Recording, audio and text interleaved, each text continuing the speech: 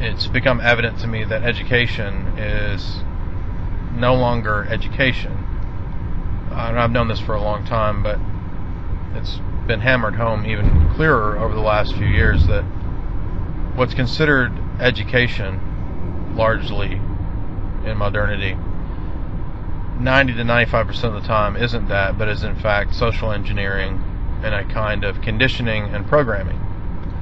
So generally what you get in state schools, it's not that all the information is false, just like mainstream media or something like that. It's not that all the information is false, but that the receivers of the information do not have the ability to critically think and analyze. And when you aren't able to critically think and analyze, information is more of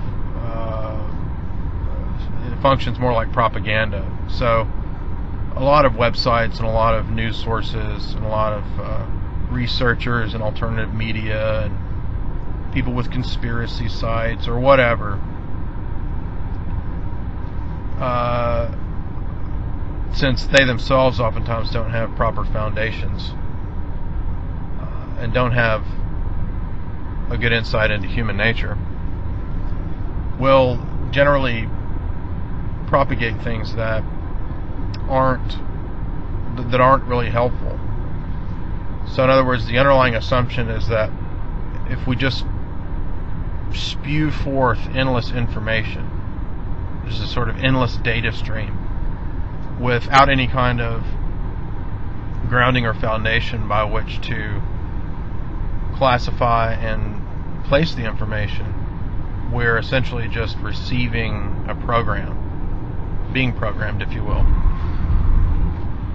So a person has to have a proper education. They have to have critical thinking. They have to have a basic understanding of logic, and there should be a basic understanding of philosophy.